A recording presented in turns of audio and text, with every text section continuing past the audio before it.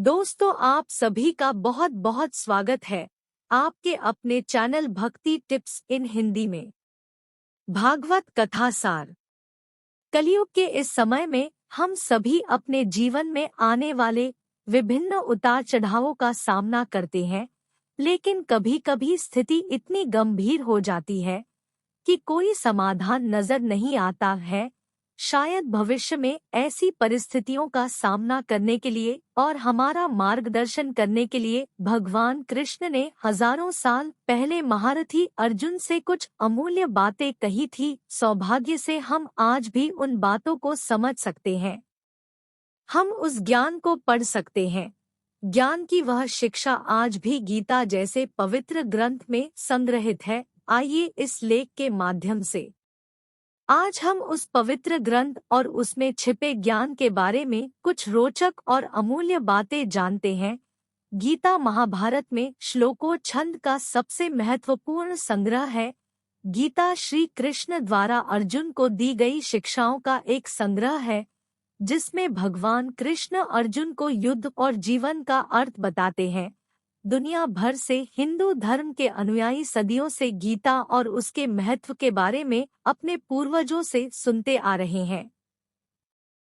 गीता श्री अर्जुन और उनके सारथी भगवान श्री कृष्ण के बीच हुई सही और गलत की व्याख्या करने वाली ऐसी तार्किक बातों का संग्रह है। यह धार्मिक ग्रंथ ज्ञान का वह भंडार है जो हमारे जीवन में आने वाली सभी परिस्थितियों का समाधान खोजने में सहायक हो सकता है। गीता हमें सिखाती है कि मानसिक शांति और जीवन के बाद मोक्ष की प्राप्ति के लिए यह आवश्यक है कि हम अपनी इच्छाओं को नियंत्रण में रख सके। गीता यह भी सिखाती है कि मृत्यु का भय व्यर्थ है, क्योंकि मृत्यु हमारे शरीर में विराजमान आत्मा को कभी नहीं मार सकती। मृत्यु केवल मांसपेशियों से बने शरीर का अंत है। कर्म करना सबसे महत्वपूर्ण बात है और व्यक्ति को पूरी निष्ठा और विश्वास के साथ कार्य करना चाहिए, जबकि काम करते समय परिणाम का भय और फल की उम्मीद करना बेकार है। गीता के अनुसार ईश्वर हर क्षण हमारे साथ है और कण-कण में विद्यमान है। अपने मन में दूसरों के लिए बुरे भाव या बुरे विचार रखना ही हमारे अपने विनाश का कारण है, इसलिए इन बुरे विचारों को अपने मन से दूर रखना चाहिए। गीता में कहा गया है कि क्रोध से भ्रम पैदा होता है, जो बुद्धि को विचलित करता है। भ्रमित व्यक्ति अपने मार्ग से भटक जाता है, तब सारे तर्क नष्ट हो जाते हैं, जिससे मनुष्य का पतन हो जाता है। इसलिए हमें अपने क्रोध पर नियंत्रण रखना चाहिए। भगवान श्री कृष्ण कहते हैं कि आत्मनिरीक्षण से स्वयं को जानो, क्योंकि जब आप स्वयं को पहचानेंगे तभी आप अपनी क्षमता का आकलन कर पाएंगे। ज्ञानरूपी तलवार से अज्ञान का नाश करना चाहिए। जब कोई व्यक्ति अपनी क्षमता का आकलन करता है, तभी उसका उद्धार हो पाता है। भगवान श्री कृष्ण कहते हैं कि मृत्यु एक अपरिवर्तनीय सत्य है, लेकिन केवल यह शरीर नश्वर है, आत्मा अजर अमर है। आत्मा को कोई काट नहीं सकता, अग्नि जला नहीं सकती और जल उसे गीला नहीं कर सकता। जिस प्रकार से पुराने वस्त्र बदलकर नए वस्त्र धारण किए जाते हैं, उसी प्रकार आत्मा एक शरीर का त्याग करके दूसरे जीव में प्रवेश करती है। मनुष्य के भीतर सुख और आनंद का वास है, लेकिन मनुष्य उसे स्त्री में, घर में और बाहरी सुखों में ढूंढ रहा है। मनुष्य इंद्रियों के अधीन है, इसलिए जीवन में विकार और परेशानियां आती है। जुआ, मद्यपान, परस्त्रीगमन, अनैतिक संबंध, हिंसा, असत्य, मद, आसक्ति और निर्दयता, इन सब में कलयुग का वास है। इसलिए इसका दूसरा नाम घोर कलयुग है।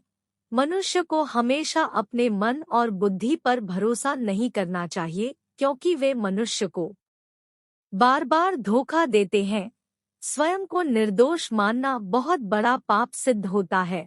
अब पढ़िए गीता का सार। क्यों व्यर्थ चिंता करते हो, किससे व्यर्थ डरते हो, कौन तुम्हें मार सकता है। आत्मा न पैदा होती है न मरती है। जो हुआ वह अच्छा हुआ, जो हो रहा है वह अच्छा हो रहा है, जो होगा वह भी अच्छा ही होगा। तुम भूत का पश्चाताप न करो, भविष्य की चिंता न करो, वर्तमान चल रहा है। तुम्हारा क्या गया जो तुम रोते हो, तुम क्या लाए थे जो तुमने खो दिया?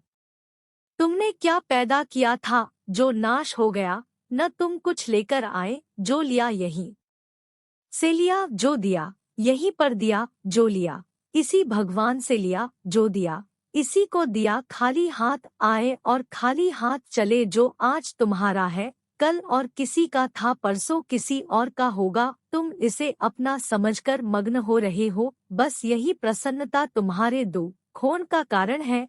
परिवर्तन संसार का नियम है। जिसे तुम मृत्यु समझते हो वही तो जीवन है। एक क्षण में तुम करोड़ों के स्वामी बन जाते हो, दूसरे ही क्षण में तुम दरिद्र हो जाते हो। मेरा तेरा, छोटा बड़ा, अपना पराया, मन से मिटा दो, फिर सब तुम्हारा है। तुम सबके हो, न यह शरीर तुम हारा है, न तुम शरीर के हो। यह अग्नि, जल, वायु, पृथ्वी, आकाश से बना है और इसी में मिल जाएगा। परंतु आत्मा स्थिर है। फिर तुम क्या हो? तुम अपने आप को भगवान को अर्पित करो। यही सबसे उत्तम सहारा है।